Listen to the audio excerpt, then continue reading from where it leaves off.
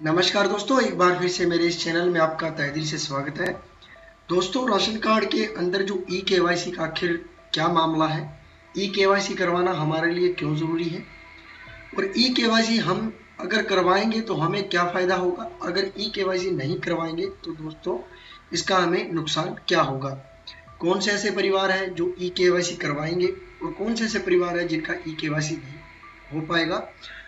चलिए दोस्तों, इस वीडियो के माध्यम से हम आपको पूरी जानकारी देने वाले हैं, खासकर राशन कार्ड के ई केवाईसी के बारे में। ये पूरा का पूरा वीडियो है जो मैं आपको कि ई केवाईसी आपके लिए करवाना क्यों ज़रूरी है। आपके काफ़ी सारे ऐसे सवाल हैं कि हम ई केवाईसी क्यों करवाएं, अगर ई केवाईसी नहीं करवाएंगे तो क्या होगा, क्या 60 साल से ऊपर जो बुजुर्ग हैं उनका ई केवाईसी करवाना ज़रूरी है या फिर जो बच्चे हैं उनका ई केवाईसी करवाना ज़रूरी है।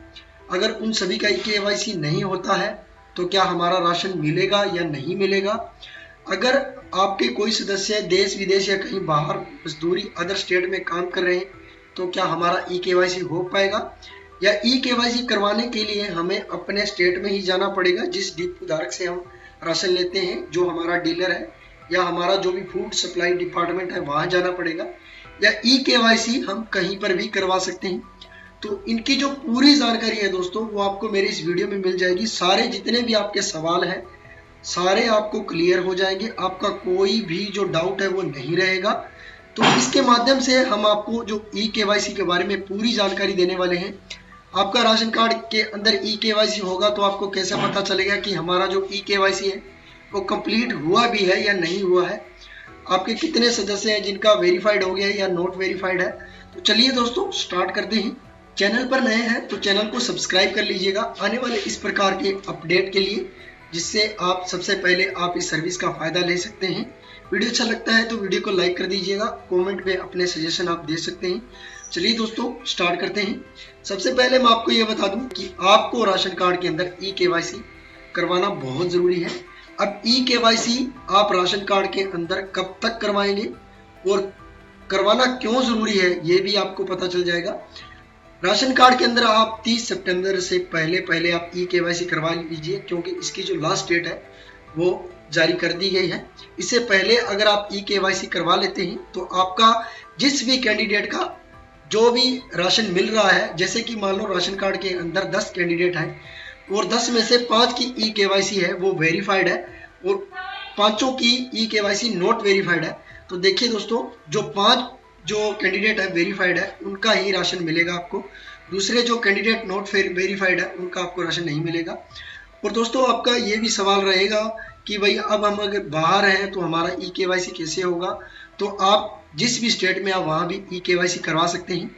अगर कोई भी ऐसा स्टेट है जहाँ आप रह रहे हो, बाहर मजदूरी करने चले गए हो और आप वहाँ पर ई केवाईसी करवाने जाते हो, डीलर है जो भी आपका ई केवाईसी नहीं करता है, तो आप इसकी फूड सप्लाई डिपार्टमेंट में उसकी कंप्लेंट भी कर सकते हैं दोस्तों। तो आप इस हिसाब से ई केवाईसी भी करवा सकते हैं। लेकिन जो कैंडिडेट जो भारत को छोड़कर कहीं विदेश में चला गया है उसके लिए अभी तक इसका कोई प्रावधान नहीं है, उसका भी हो सकता है आगे इसके लिए प्रावधान किया जाए। लेकिन जो लास्ट डेट जो आपको दी हुई है इससे पहले अगर आप ई केवाईसी करवा लेते हैं तो आपका बहुत अच्छा रहेगा। अब दोस्तों आपका सवाल ये था कि क्या बुजुर्ग ई केवाईसी करवाना ज़रूरी है। तो हाँ दोस्तों, बुजुर्ग को भी ई केवाईसी करवाना ज़रूरी है। अगर उसका अंगूठा अपडेट नहीं है, मान लो कि मशीन पे उसका अंगूठा नहीं उठाया जा रहा है, तो आप आधार सेंटर जाकर उसका जो अपडेट है वो कर सकते हैं और फिर जाकर ई केवाईसी करवाएंगे। आधार में जाकर आधार कार्ड में अपडेट करेंगे तो ई केवाईसी हो जाएगा दोस्तों। अगर फिर भी किसी का ई केवाईसी नहीं हो सकता है तो हो सकता है उसके लिए सरकार कोई अलग से नियम निकाल दे, लेकिन अभी तक उनका कोई भी नियम नहीं है। रही बात बच्चों की दोस्तों, तो बच्चों का ई केवाईसी में नहीं हो रहा है, तो अलग अलग स्टेट का अलग अलग जो नियम बनाया गया है, ठीक है।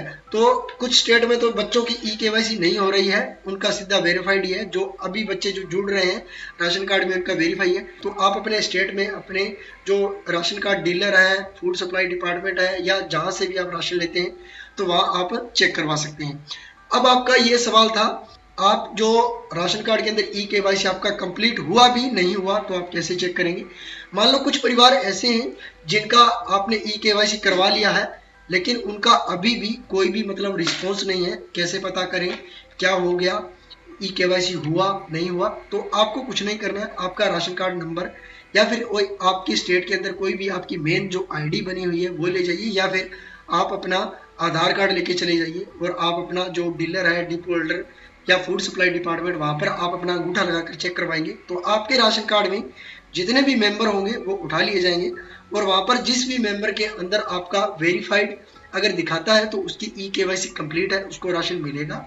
अगर किसी का नोट वेरीफाइड दिखाता है उसको दोस्तों राशन नहीं मिलेगा।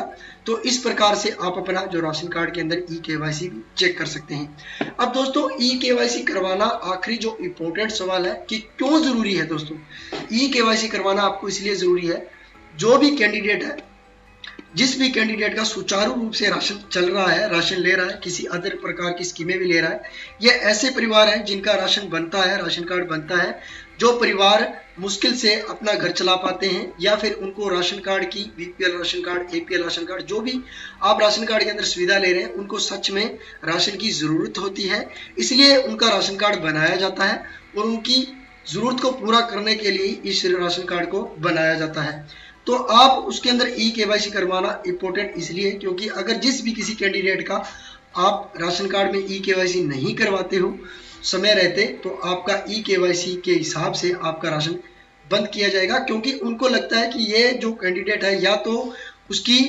आपके परिवार में कोई लड़की है तो या तो उसकी शादी हो गई, किसी अदर स्टेट में चली गई, ठीक है, या फिर उसकी मृत्यु हो गई, कोई भी एक दो ऐसे कारण हो सकते हैं जैसे कि शादी हो गई।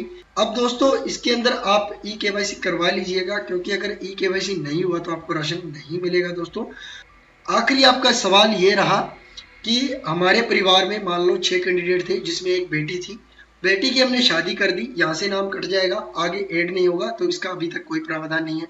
अलग अलग स्टेट में अलग अलग प्रावधान हो सकता है, वहां पर आगे हो सकता है कि आपका नाम जल्दी से जोड़ दिया जाए। अगर नहीं जोड़ दिया गया है तो इसका प्रावधान भी आपको फूड सप्लाई डिपार्टमेंट में मिल जाएगा, तो आप उसको ऐड करवा सकते हैं और उसका राशन भी आप ले सकते हैं। दोस्तों अब रही बात जिस कैंडिडेट की मृत्यु हो गई तो उस कैंडिडेट का तो नाम हट ही जाएगा। अब जिस परिवार में जितने भी कैंडिडेट वेरीफाइड हो गए ई-केवाईसी में, उनको राशन मिलेगा। दोस्तों तो ये थी जानकारी। दोस्तों अगर जानकारी आपको अच्छी लगती है तो वीडियो को ज़्यादा से ज़्यादा शेयर कर दीजिए, ताकि हर कैंडिडेट, हर परिवार को ये पता चल पाए कि ई-केवाईसी करवाना ज़रूरी है। और कुछ सवाल जो मैंने आपको बताए हैं, अगर वो सवाल आपको उसके बारे में कोई डाउट है या आपका भी कोई डाउट है तो आप मुझे कमेंट सेक्शन में उस डाउट को लिख के बता सकते हैं। हो सकता है कि उसका मैं आपको प्रावधान बता पाऊँ। ठीक है दोस्तों, तो ई-केवाईसी जरूर करवा लीजिए। चैनल पर नए हैं तो चैनल को सब्सक्राइब कर लीजिएगा और वीडियो को लाइक कर दीजिएगा, ज़्यादा से ज़्यादा वीडियो को शेयर कर दिए ताकि सभी परिवारों तक पहुंच सके और अपना राशन कार्ड कटने से या राशन कार्ड जो आपका क्लोज कर दिया जाएगा, बंद कर दिया जाएगा ई-केवाईसी का कारण, तो वो आपको मिलता रहे। थैंक यू दोस्तों।